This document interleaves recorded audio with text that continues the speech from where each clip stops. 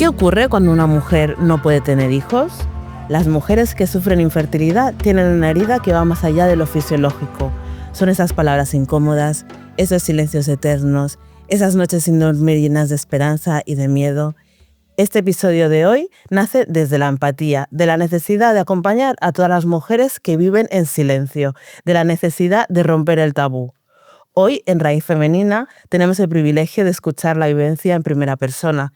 Ella nos hablará desde la honestidad de haber pasado por cada una de las etapas. Mi nombre es Sofía Roku y desde Raíz Femenina hablamos de feminidad y resiliencia. Hola Nieves, ¿qué tal? ¿Cómo estás? Hola Sofía, muy bien, gracias. Antes de empezar, me gustaría darte las gracias por compartirte, por abrirte y por mostrarnos todo lo que has vivido en este proceso. Muchas gracias. Y también me gustaría decirte que si hay alguna pregunta que no quieras contestar o que te sientas incómoda a hablar de ello, que puedes negarte, ¿de acuerdo? De acuerdo. Vale, pues vamos a ello. Primero de todo, explícanos quién eres, Nieves Magua. Pues nada, yo en principio quería daros las gracias por este espacio, gracias por la oportunidad. Pues Nieves Magua es una mujer sencilla, básica, de 42 años, que tenía la necesidad de compartir esa experiencia con vosotras. Muchas gracias. ¿A qué te dedicas? Ahora mismo trabajo en Bata, en el Hotel Ibis Bata, en Guinea Ecuatorial. Uh-huh. ¿Y cómo fue tu infancia? Cuéntanos un poquito tu infancia, tu adolescencia, tu juventud. ¿Siempre has vivido en Guinea, en Bata? Bueno, yo nací en Guinea. Mi infancia la recuerdo que fue tranquila, bonita. Creo que todos los niños recordamos la infancia de la misma manera. Y en la adolescencia, mi familia me trajo a Barcelona. O sea, viví bastante en Guinea, nací en Guinea, como he dicho. En la adolescencia me trasladé a Barcelona y desde entonces estuve aquí prácticamente 20 años o una cosa así. Y luego ya entrar a la treintena, me volví a Guinea por trabajo. Por trabajo. ¿Fue la razón por la que regresaste a Guinea? Bueno, no fue la principal razón. Al final Guinea cala hondo y siempre tuve claro que iba a volver a Guinea. Uh-huh. También te quería preguntar, ya que estamos hablando de la infancia, de la adolescencia y de la infertilidad, ¿tus ciclos menstruales cómo eran? Bueno, los ciclos, recuerdo los ciclos dolorosos, mucha dismenorrea, abundantes, sangrados incesantes. Era tremendo. Uh-huh. Bueno, todo esto lo pregunto porque en principio el ciclo menstrual es un signo de que hay una ovulación y gracias a la ovulación en principio pues se logra gestar, por eso te hago esta pregunta. Aparte del motivo que te llevó, que fue el trabajo y volver a casa, ¿fuiste acompañada? ¿Ibas tú sola a Guinea cuando regresaste o qué? No, volví casada. Aquí conocí a mi marido.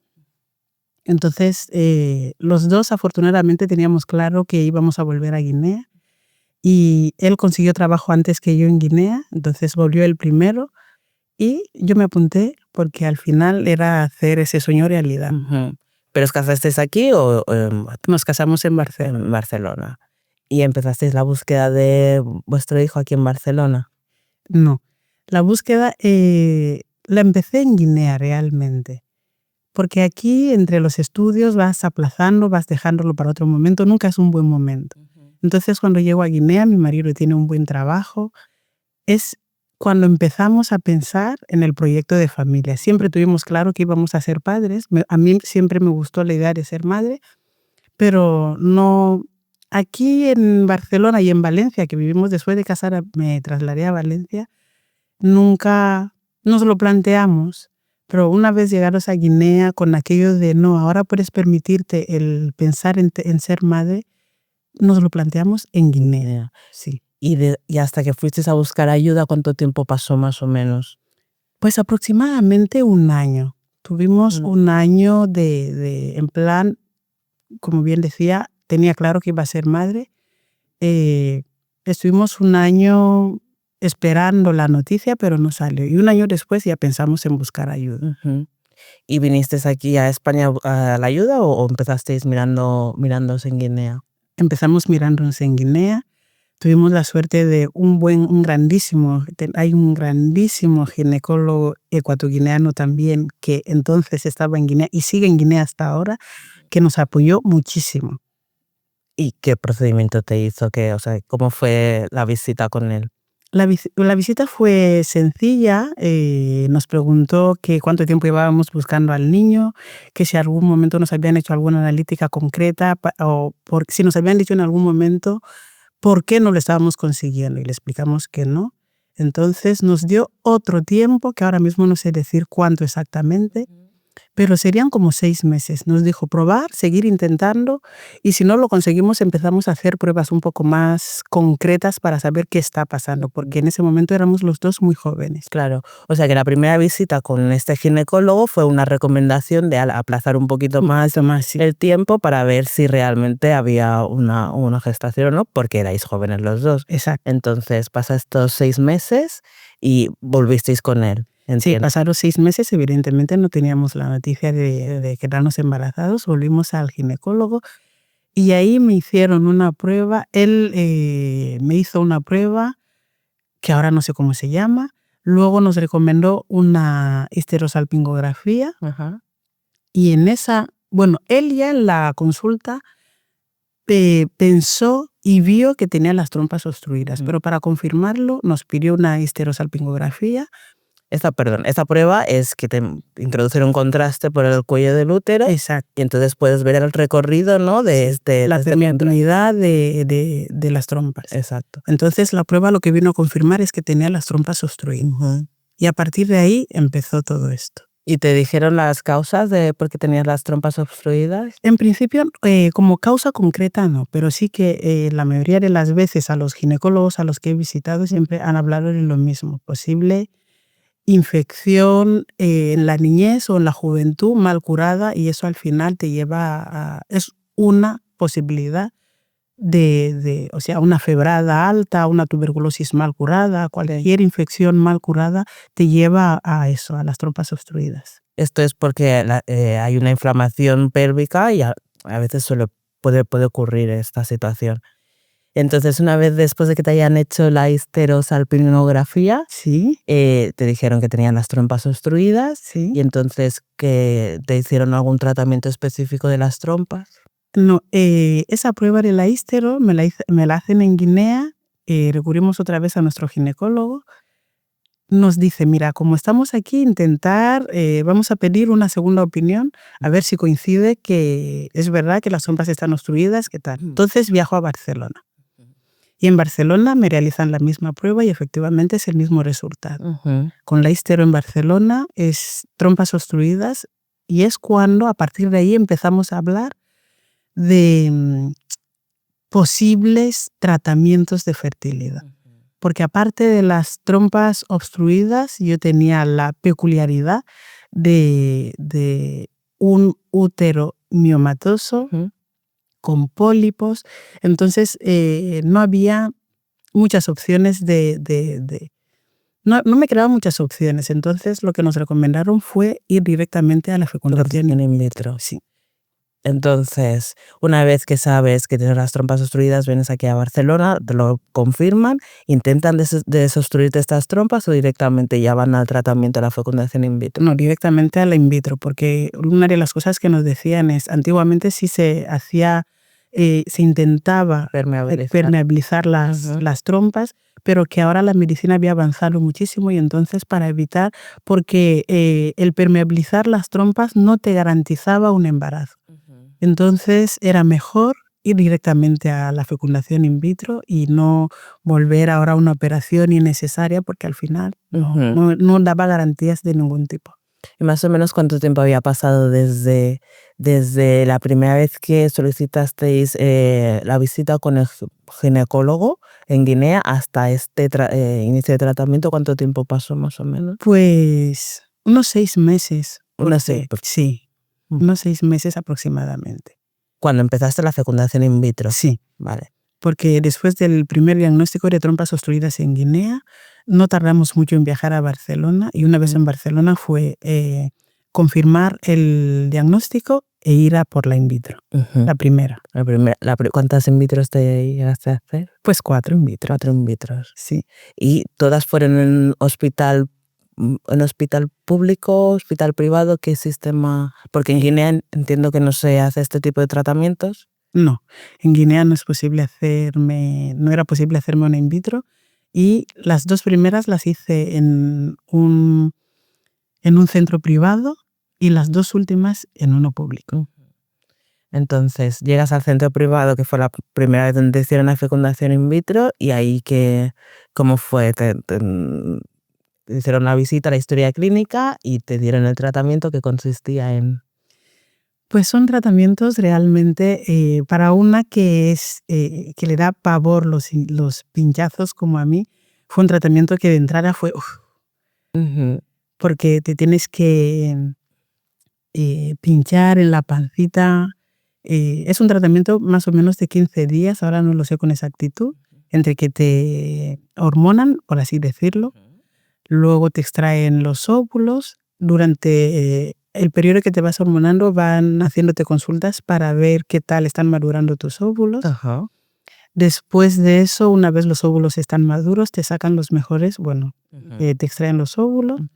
Pasados 3 días, creo que son, se insemina, por así decirlo, el óvulo y el espermatozoide. Sí. Y esperamos entonces que salga el mejor embrión, ¿no? Y una vez tienen los mejores embriones, en mi caso, la primera vez creo que me implantaron 3 embriones. ¿3 embriones a la vez? A la vez. Porque claro, yo quería asegurarme, te preguntan, hay posibilidad de 2, 3, y era, bueno, ya que estamos, probemos con 3. Hombre, si salen trillizos, perfecto. Claro. Sí. Entonces, primero, para la estimulación folicular, que se llama, para que produzcas esos óvulos, que te tienes que pinchar hormonas. Emocionalmente, ¿cómo estuviste esa primera etapa, no? Porque claro, ¿cuánto tiempo dura el proceso? El proceso no es largo en sí en tiempo, es largo emocionalmente.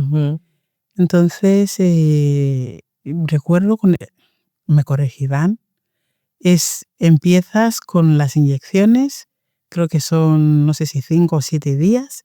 Después, o sea, lo que es el mismo ciclo en sí son aproximadamente 15 días, entre una cosa y otra. ¿Qué pesa más para mí? Pese a mi miedo a las inyecciones, pesaba mucho, emocionalmente es muy complicado. Es muy... porque se mezclan la ilusión, la esperanza, el miedo, la incertidumbre, y sobre todo en el primer tratamiento porque era algo desconocido y era algo que después del diagnóstico de trompas obstruidas y verte que solo te queda esa opción, era como, bueno, es mi esperanza, es una situación un poco angustiosa. Sí.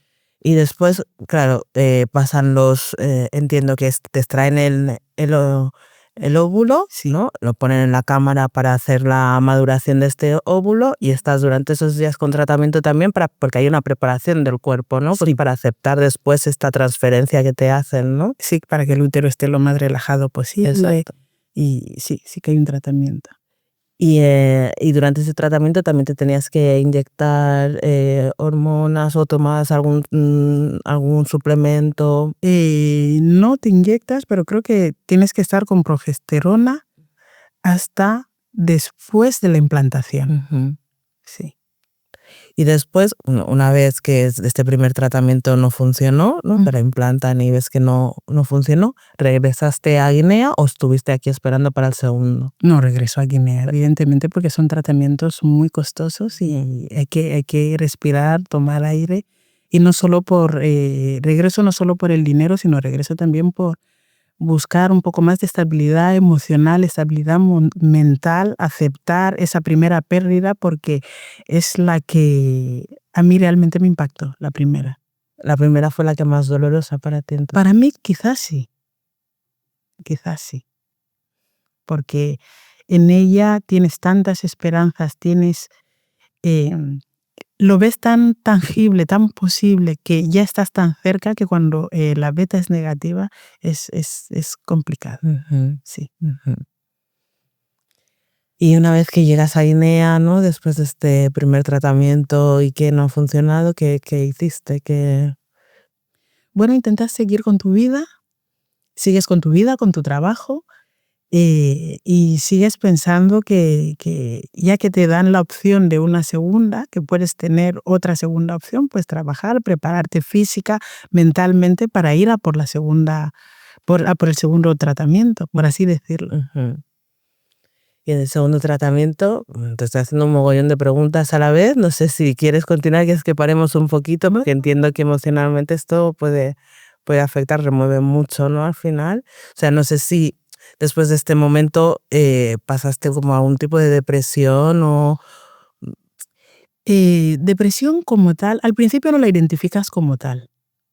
Sientes tristeza, bajón. Como te decía, es ver tus esperanzas pues desvanecerse, ¿no? Ujú. Al principio no lo identifiqué como depresión, porque tenía aquello de hay una segunda vez, hay una segunda opción. Pero sí con el tiempo y ahora, hoy, sé que en esos procesos, en esos momentos, en ese impasse entre tratamiento y tratamiento, por supuesto que pasaron depresión. Ujú. Sí. Pero no le das cara porque estás tan focalizada, tan centrada en el siguiente tratamiento que ni te permites deprimirte o ni te permites darle nombre a lo que te está pasando. Sabes que estás triste, estás cansada, estás más hinchada, porque son tratamientos que te hinchan demasiado, estás más irascible, pero no le pones nombre a eso. Ujú. ¿Y cómo pudiste sobrellevar todas estas emociones? ¿Tuviste ayuda de alguien? Afortunadamente soy una mujer creyente, practicante y creyente. En principio, esos temas no se comparten a la ligera, ¿no? Los compartes con tu entorno más cerrado, tu marido, en mi caso, tu familia más, es como tu núcleo duro, ¿no? Ujú. Y te apoyas en ellos, pero tampoco es un apoyo porque al no ponerle tu nombre, no sabes cómo decirle a la gente que necesitas ayuda. Pero sí la persona que te conoce sabe muy bien por lo que estás pasando y tal. Intentas continuar, haces como que no ha pasado nada. Eso de cara al primer tratamiento. Ujú. Ujú. Ujú. Qué duro. Muy duro. Y entonces llega el segundo tratamiento, decides de, bueno, voy a por ello otra vez. ¿Cuánto tiempo pasó más o menos? Íbamos casi a tratamiento por año. Tratamiento por año. Sí, porque lo que te recuerdan los médicos es que cuanto más mayor te haces, pues peor calidad tienen tus óvulos. Entonces yo recuerdo empezar los tratamientos con 32 años y de alguna manera tú misma te autoexiges que cuanto antes lo haga, pues más probabilidades tengo.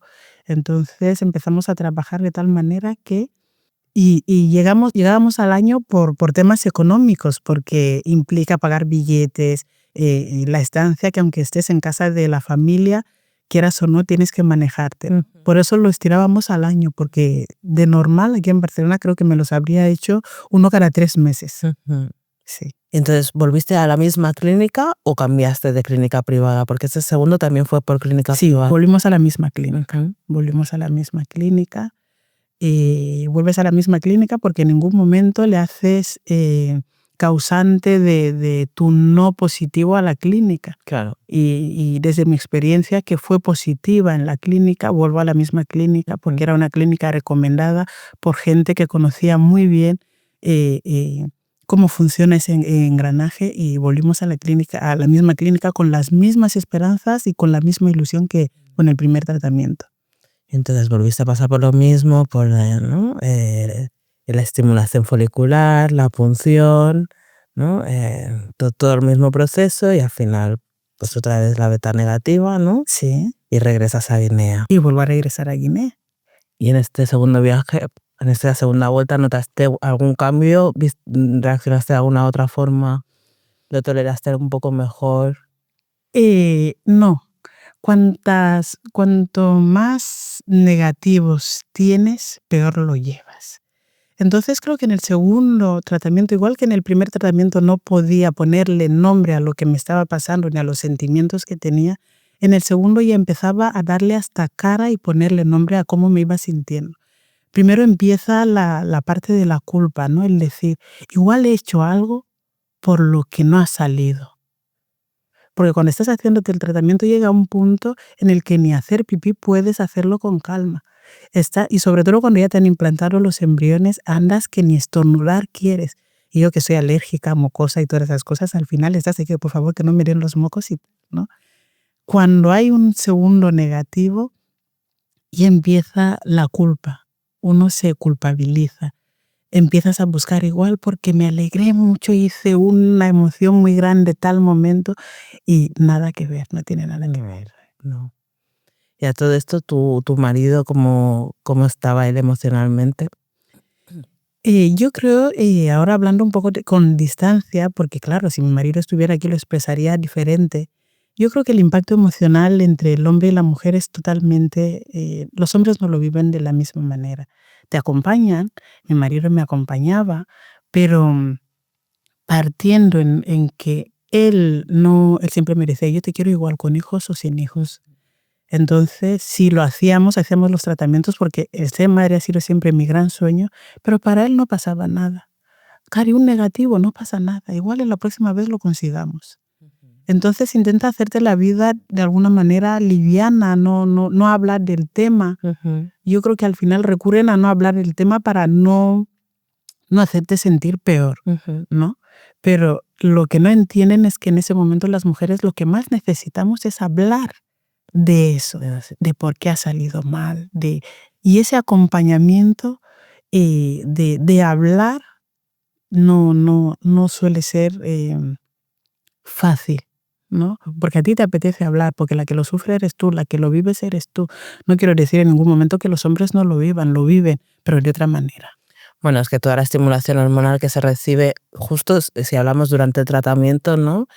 De hecho, claro, te inyectan hormonas que se asemejan cuando tú estás embarazada, ¿no? Entonces estás hinchada, te duele el pecho, ¿no? Estás ya, incluso mental, emocionalmente, pues ya estás en ese momento, ¿no? Entonces, claro, quizá ellos con como no tienen estos cambios físicos, ¿no? No se ponen al mismo nivel, ¿no? Quizá un poquito, esa es una de las causas. Exacto. Entonces, ¿y siempre has trabajado después de volver a Guinea después, ¿no? De cada tratamiento? Sí, siempre he trabajado. Y creo que habría empezado a trabajar el día después de la beta negativa. Lo que pasa es que empiezo a la semana o lo que tardo en volver a Guinea, que suele ser una semana como máximo, vuelvo al trabajo normal como si no hubiera pasado nada. Lo vives en silencio porque también son temas que al final, como en tu cabeza estás embarazada, no es un tema que vayas y llegues al trabajo y digas, mira, he perdido a mi bebé. Porque para las mujeres que nos hacemos tratamientos de fertilidad, no es una beta. Perdemos a nuestros hijos. Sí. Entonces, no llegas y lo cuentas. Intentas, pues sigues. Hay que seguir. Bueno, hace poco, por ejemplo, estuve en un congreso que hizo San Pau sobre la fecundación in vitro también, que se habló sobre la pérdida gestacional.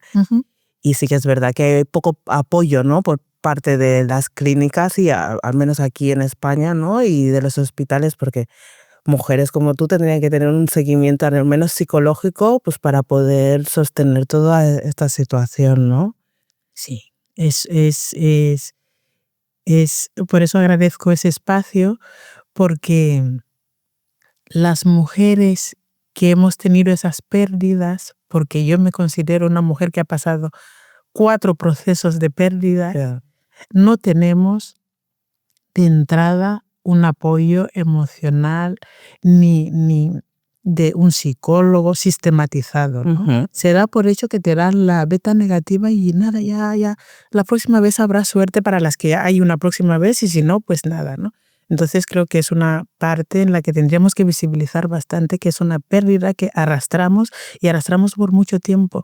Yo desde el 2019, mi último tratamiento fue en 2019 hasta ahora, sigo emocionándome cuando pienso en esa pérdida. Claro, sí. Pues que es lógico, es lo que dices, ¿no? Que no es una beta, es un Es un bebé. Sí. Es un bebé con nombre y con sus apellidos. Totalmente. Uh-huh. Bueno, y entonces llega el segundo tratamiento, vuelves a Guinea, te reincorporas en el trabajo y los compañeros no saben nada. La familia que tienes en Guinea, el resto, te dicen algo. Ya en esta segunda ocasión ya has podido comunicar que estás en esta situación, que por eso viajas tanto a España, pues para hacerte este proceso, o aún lo tienes como guardadito en ti.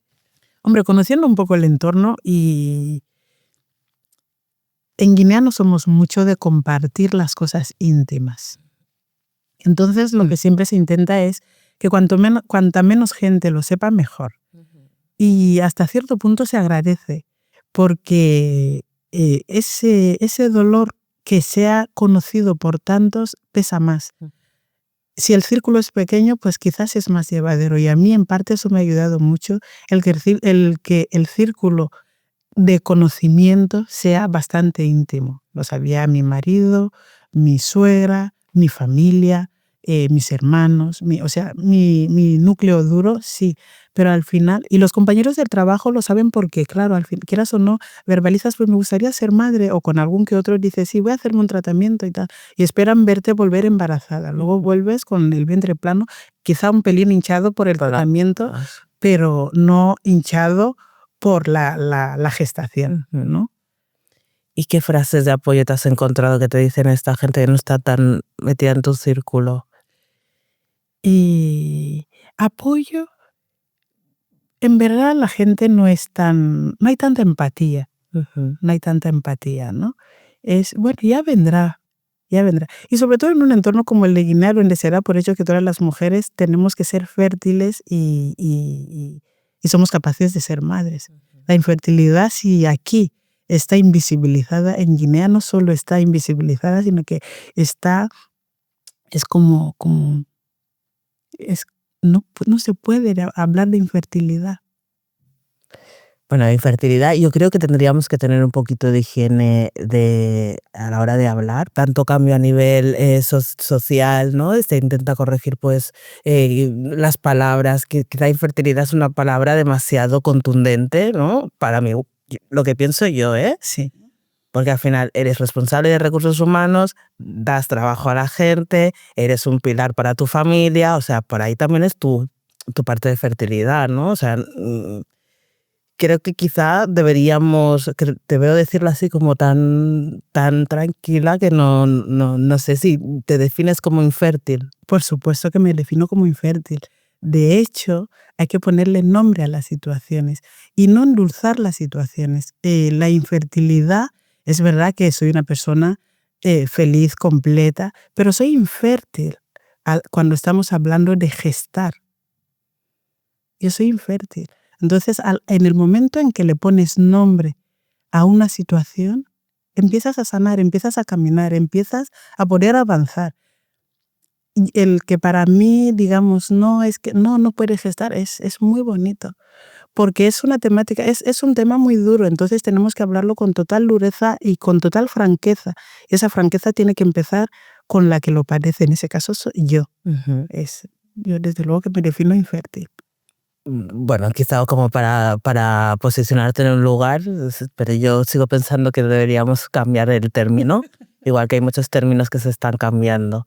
Entonces, claro, quizá al definirte como infértil ha sido también un apoyo como para aceptar tu situación, igual que el hecho pues, de la religión y de tus creencias, igual que tu comunidad, ¿no? Tu marido y tu familia un poquito más estrecha, ¿no? Entonces, para el resto de gente, ¿qué aconsejarías que dijéramos, ¿no? Porque yo quizá también he estado en esta parte de no saber qué decir, no ves a la otra persona con tanta ilusión que sabe tan mal, ¿qué dices? Es que ni siquiera es qué se dice, porque es un proceso de, no es tan dramático, ¿no?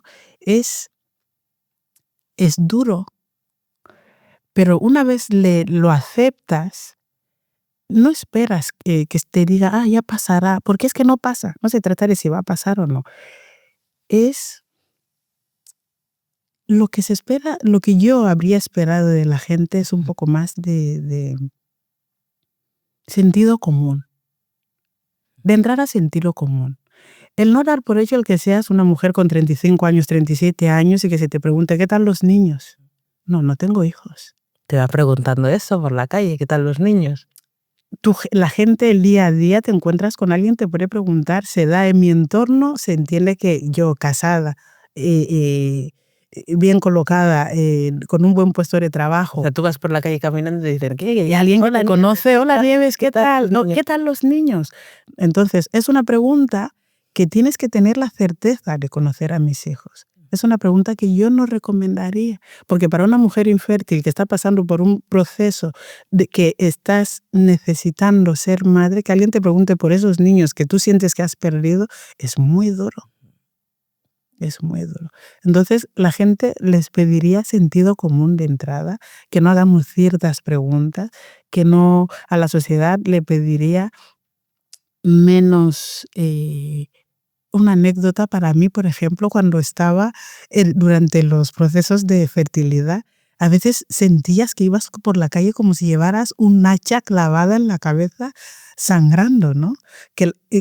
Yo veía que la gente me miraba de esa manera, como si fueras ahí en plan y esta pobre. Señalada, ¿te refieres a eso? Sí, te sientes señalada. Aquí no, porque somos tantos, cada uno va a lo suyo, pero en mi entorno, hablo de mi entorno, en mi ciudad, te sientes totalmente señalada en plan, nadie te lo dice, pero tú te lo... Son las miradas, Son ¿no? las miradas, Silencios, eso, sí. los silencios. Sí. Entonces es como 30 años, o 35, o 37, casada, un buen trabajo, sin hijos. A esta le falta un brazo. Y creo que hasta a quien le falta un brazo, que no le pasa nada, no sé, te miran como si fueras, ay, pobrecita. No, pobrecita no. ¿Y crees que, porque al final, antes has explicado al inicio de la entrevista, sí, que tu infancia la pasaste en Guinea, después tu juventud la viniste a pasar aquí y después regresaste, ¿no? sí. ¿Crees que el hecho de haber vivido en ambos sitios te ha dado la posibilidad de no estar con esa mentalidad de que te falta algo? Porque al final es una mentalidad que tienen muchas mujeres que viven y han nacido en Guinea, ¿no? No, es lo que has comentado antes, que se da por hecho que por ser mujer, si con 30 años vas a tener hijos, ¿no? O sea, no existe otra posibilidad. Hay gente, por ejemplo, hay mujeres que no es que no puedan tener hijos, es que no quieren, ¿no? Sí. Entonces, ¿tú crees que el hecho de haber vivido a caballo entre estos dos sitios te ha permitido poder sostener de alguna forma esta situación? Por supuesto que sí. Yo creo que lo que me ha hecho fuerte, lo que me ha hecho el poder sobrellevar eso es entender. Yo muchas veces me decía, es verdad que en Guinea sí me falta un hijo, pero no solo por Guinea. Yo he querido ser madre desde que tengo uso de razón, pero también sé que puedes tenerlo todo y decidir no ser madre. En mi caso, porque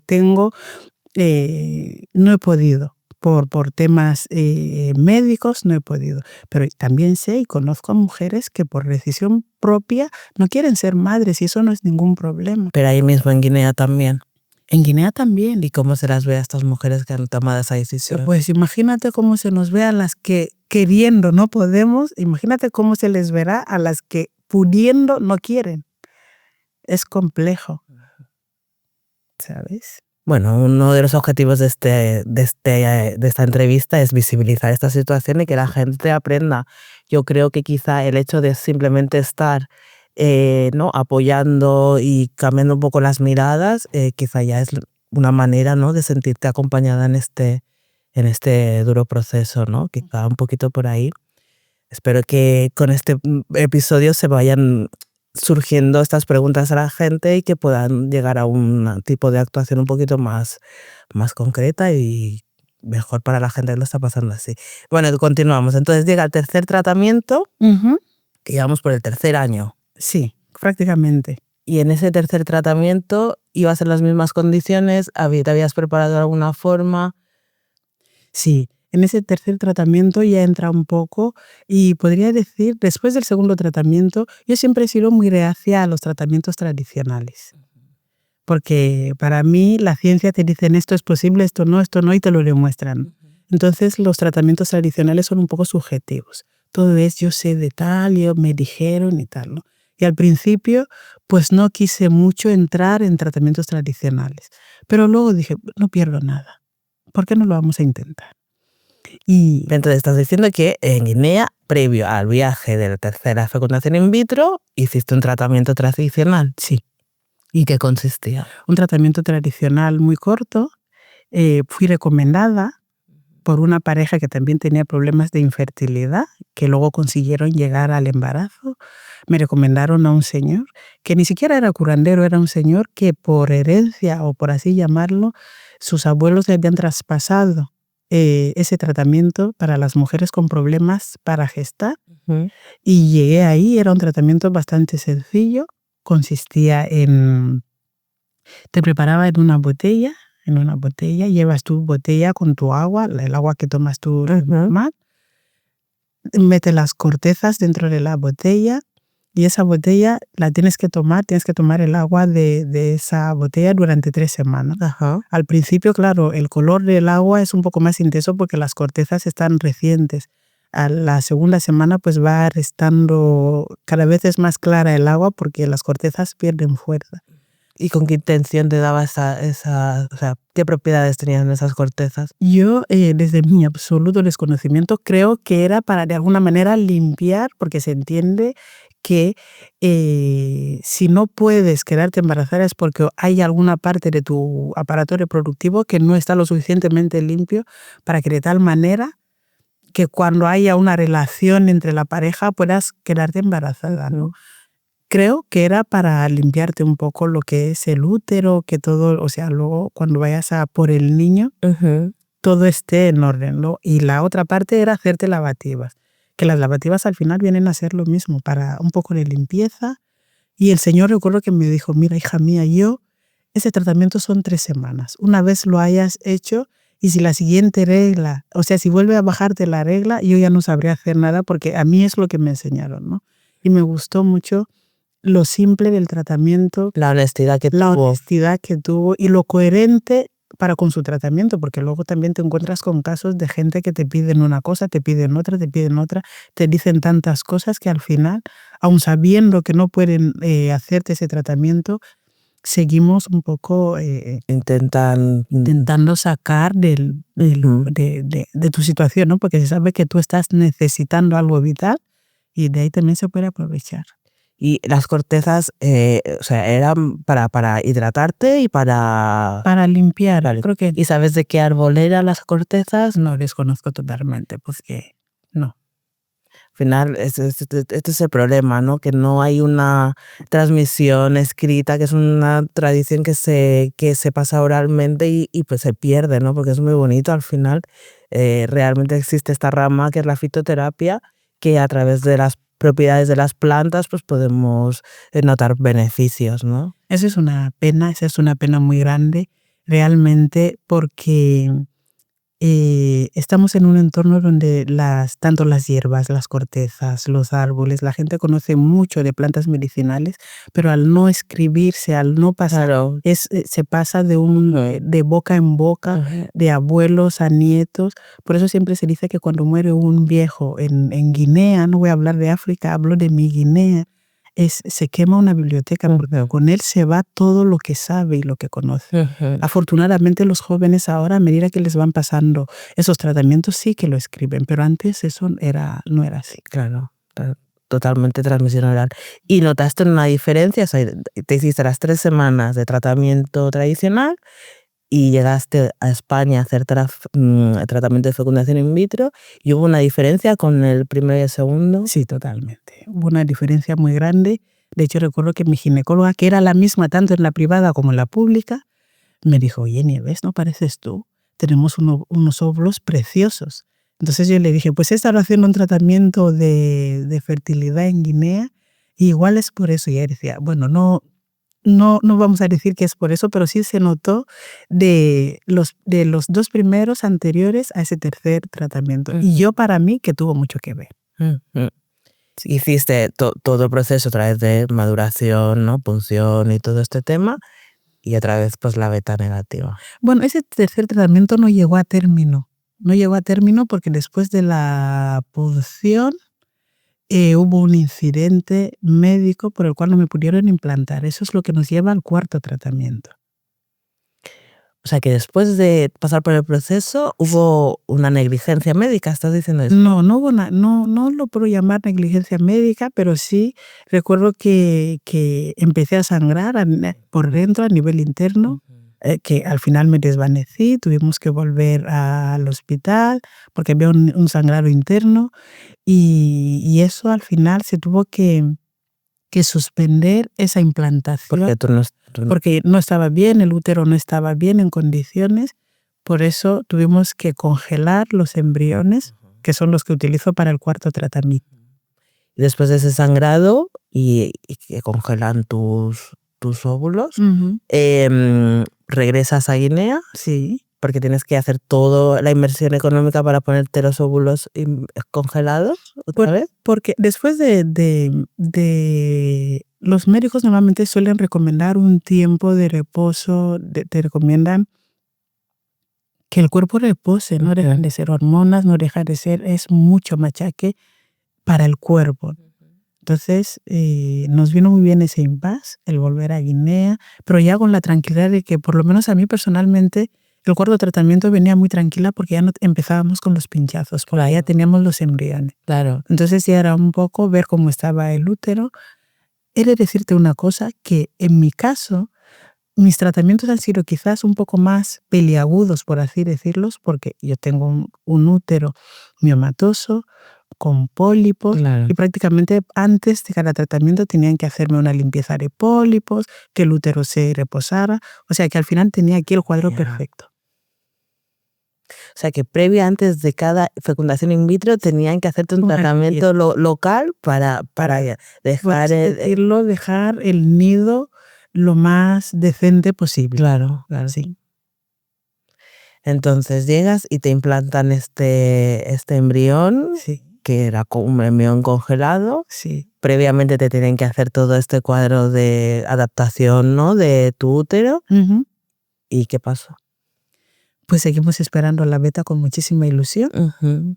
Y el cuarto tratamiento, recuerdo que para mí era, psicológicamente estaba ya saturada. Y para mí era como, o es ahora o nunca. Y lo recordaré perfectamente porque ese viaje, vino mi marido, pero se tuvo que ir antes del resultado de la beta por trabajo. Entonces recuerdo que no llamé a nadie, ni avisé ni a mi familia, ni a mi hermana, ni a nadie que me acompañara por el resultado de la beta. Cuando me dan la beta negativa, ¿Le recibiste tú ahí sola? Sola. Recuerdo salir del hospital, sentarme en el banco del hospital y callarme en silencio, porque era como, ese día cerré un ciclo. O sea, tú ya tenías claro que esa iba a ser tu último tratamiento. Sí. O por lo menos del 2019 era, si lo conseguía, perfecto. Pero si no, necesitaba un parón, pero un parón real. Un parón real, de tiempo. Necesitaba oxígeno, porque había sido prácticamente 4 años de... La gente en Guinea se pensaba que viajaba a España por placer. Y no era por placer. No eran vacaciones. Llevaba casi 5 años sin vacaciones. Vienes a médicos. ¿Y por qué tomaste la decisión de ir a buscar la beta tú sola? Sabiendo, ¿no?, previamente que tú ya lo tenías claro, ¿no?, que no ibas a continuar. Es porque a medida que van viniendo las negativas te vuelves más vulnerables. Y el dolor, por lo menos en mi caso, lo sobrellevo mejor sola. Porque si sufro sola, pues lo aguanto sola. Pero si esa negativa con alguna hermana, tu prima, tu madre, tu tía, alguien al lado, que la gente que te conoce ven el sufrimiento en tu rostro, entonces sufrís los dos. ¿Y para qué? Le vamos a ahorrar el sufrimiento a mi entorno, y eso me lo como sola.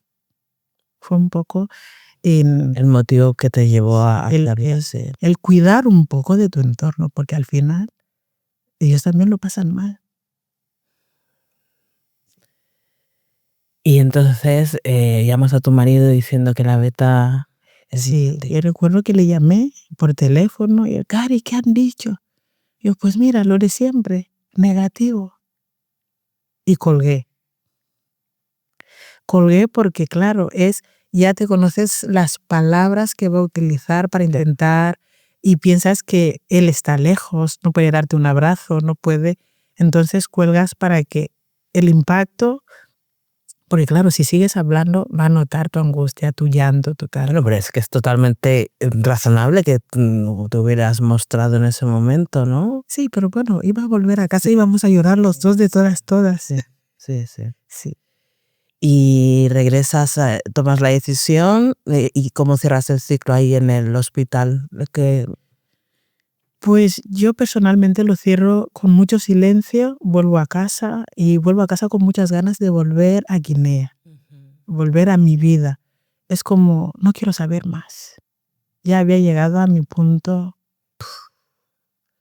y no quería ni siquiera hablar más del tema, ni de tratamientos, ni de niños, porque en el proceso pasas por todo, Yo había llegado a un punto de ver a una mujer embarazada y llorar por ello. Y ver que tus compañeras de trabajo, en el tiempo que llevas tú buscando un embarazo positivo, quizás la persona haya tenido 2 o 3 hijos. Bueno, es que es muy duro lo que has vivido, porque claro, es estar intentando siempre con todas tus fuerzas, ¿no? Pues, si es tratamiento tradicional, ¿no? A rajatabla. Sí. Si es la fecundación in vitro, pues te pinchas lo que sea Sí, para después recibir un no, ¿no? Es que es muy duro eso. sí. No es fácil, pero te fortalece al final. Sí. Entonces llegas a Guinea, y se lo comunicas a tu familia y comunicas la decisión de que ya no vas a continuar intentando. Bueno, en el fondo tampoco lo comunicas, ¿no? Lo hablo con mi marido, que es la persona con la que al final tomaba las decisiones y él me dijo, tómate tu tiempo. Igual luego lo intentemos, pero Cari, no más. Ahora si hay alguna otra opción, es o ir a por la adopción o pues no ser padre. Seré la mejor tía del mundo. Pero necesitaba cerrar. Y a mí me vino muy bien. ¿Y qué es lo que te motivó a parar? Porque en muchas clínicas, al menos en el sistema privado de aquí, continúan, hay mujeres que llevan 10 y 12 fecundaciones in vitro. ¿Qué es lo que dijiste o sentiste para decir, bueno, hasta aquí? ¿Hubo algo que pensaras, algún pensamiento? No sé si llamarlo pensamiento, es saturación. Se te satura tanto el cuerpo, son tratamientos que saturan tanto y emocionalmente estaba devastada. Entonces no tenía ni la energía, porque después de cada negativo, volvía como a, vamos a coger aire, quizás esta vez salga bien, pero es que esa última vez no tenía por dónde decir, vamos a coger aire. Es que ya no había aire que coger. Ya, no podía más. Estaba muy saturada, mental, físicamente, emocionalmente, por no hablar de la parte económica. Claro, por supuesto. Que aquí parece le restamos importancia, pero es sangrante el tema de los tratamientos económicamente. Entonces, qué duro proceso. sí. Si tuvieras a una mujer de 32 años delante tuyo que empieza esto, ¿qué le dirías? Que se arme de paciencia, de valor y que no se haga ilusiones. Es contradictorio, pero para poder salvarse así, tiene que vivirlo sin tanta expectativa, sin tanta ilusión. A veces le ponemos tanta ilusión, le esperamos tanto de los tratamientos de fertilidad que se consigue, y hay gente que lo consigue, pero es tan duro que yo le diría, no le pongas ilusión, hazlo, sí, pero no le pongas, claro, ahora desde mi experiencia con distancia lo puedo decir, pero no, ilusión cero. O sea, le dirías que se arme de valor y Sí. que vaya pasito a pasito. Pasito a pasito, Ujú. pasito a pasito. Y con mucha paciencia. Y si tiene fe, con muchísima fe. Ay, mira, ahora que sacas esto de la fe, ¿no tuviste ningún conflicto? O sea, ¿tu fe resistió todo este proceso? No, No. no. Caí profundamente. Caí tanto que en mi familia el no ir a misa es prácticamente, cuando éramos adolescentes, si no ibas a misa, pues se te quitaba la paga, no sé cuántos. Y yo estuve 1 año sin ir a misa, sin pisar una iglesia. Porque yo me había enfadado con Dios. Claro. Sí, caí totalmente. ¿Y qué te hizo regresar? Un sacerdote, mi párroco, Padre Ray, si me lo permiten decir, en Salesianos y en Bata. Me acuerdo que una vez me lo encuentro y me dice: oye, Nieves, hace tiempo que no te veo, ¿estabas de viaje? Y yo, no, estoy enfadada con Dios, y me quedé tan ancha. Se lo dijiste así. Tal cual.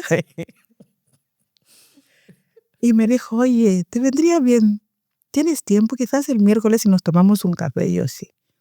Entonces recuerdo eso que vamos a la iglesia, quedo con él en Salesianos y me dice: ven, Nieves, sobre las 6 de la tarde, nos sentamos ahí detrás, en los bancos de detrás. Y me dice: bueno, ¿pero tú quién te crees que eres? Así tal cual. Y yo, Padre Ray. O sea, le explicaste toda la situación. Oye, he vivido 4 in vitro. No. Antes de explicarle todo eso, lo primero que me dijo fue: pero tú quién te crees que eres, cuánta soberbia como para tú enfadarte con Dios, ¿no? Y por más que quisiera explicarle mi razón por la cual estaba enfadada con Dios, me decía: no, tú no eres nadie para enfadarte con Dios. Me habló con tanta seriedad y me hizo entender lo mal que me había portado, por así decirlo, que al final reculé y al día siguiente, al domingo siguiente, estaba en Estás misa. ahí a las 9 en punto, en misa primera fila. Primera línea. Pero la fe no. Bueno, fue un apoyo, ¿no? Pues para, si era uno de tus pilares, pues para poder sobrellevar la situación, fue un apoyo al final encontrártelo, ¿no? Sí, por supuesto. Por supuesto que sí. Y como una última pregunta, dicen, hay un refrán que dice: cuando la vida te da limones, pues haz limonada. ¿Qué limonada harías tú con todo esto? Uy, esa entrevista es mi primer limón de esa limonada. Por supuesto que tengo cosas, tengo ideas, pero estoy eternamente agradecida porque ese primer limón se ha cortado hoy para hacer esa limonada. Y será jugosa. Esa limonada va a ser interesante.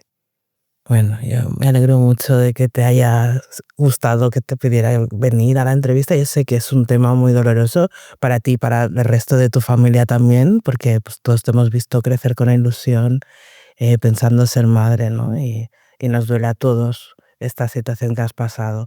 Y también quería decir que si pudieras volver a repetir qué tenemos que decir la gente de alrededor, cómo tenemos que estar, qué palabras se necesitan para que mujeres que viven esta situación se sientan apoyadas, es lo que me gustaría dejar como plasmado, ¿no? Porque al final es un error, ¿no? Que la sociedad no te acompañe en estos momentos tan duros, ¿no? Es un proceso muy largo y físicamente muy desgastante y emocionalmente también. Hay poco apoyo por parte del sistema sanitario, hay poco personal formado para que te acompañen en este momento. Entonces, quizá personas como tú que han pasado este proceso, tenéis la forma de decirnos qué es lo que tenemos que decir, qué es lo que tenemos que hacer. Más que qué es lo que nos tenéis que decir, qué es lo que no tenemos que decir. A mí me gustaría dejar claro, tanto para este entorno en el occidental como el mío en Guinea, hay cosas que no tenemos que preguntar. Una de esas preguntas es: ¿para cuándo los niños? No te importa, porque tú no sabes cuál es el proceso por el cual está pasando esa persona. La otra pregunta es: ¿qué tal los niños? No, hay que cerciorarse de que esa persona tiene niños.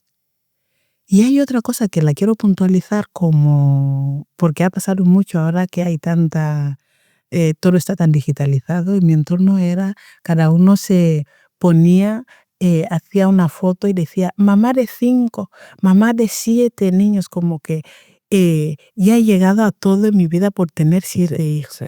No podemos limitar a la mujer en los hijos y no podemos utilizar a nuestros hijos como arma de doble filo para hacer daño a otras. Entonces, más que qué podéis decirnos, qué no tenemos que decir. Eso sí que Es lo más importante. sí, Sí, sobre todo puntualizar que la mujer no es solo para tener hijos. Exacto. Valemos para eso y muchísimo. Bueno, pues solo agradecerte que te has abierto aquí en Canal. Nos has explicado todo el duro proceso que has vivido y con las emociones.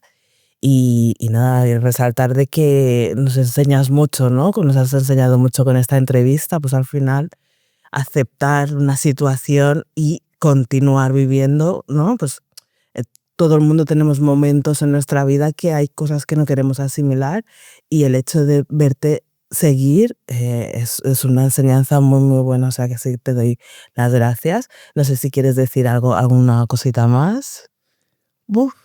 Pues yo igual, Sofi, es agradecerte muchísimo este encuentro. Para mí es importante. Quería acabar diciendo que es muy importante visibilizar. Es muy importante normalizar la infertilidad. Es muy importante hablar de la infertilidad con total tranquilidad. Porque es una enfermedad más. Solo eso. Gracias. Pues muchas gracias. Gracias a ti.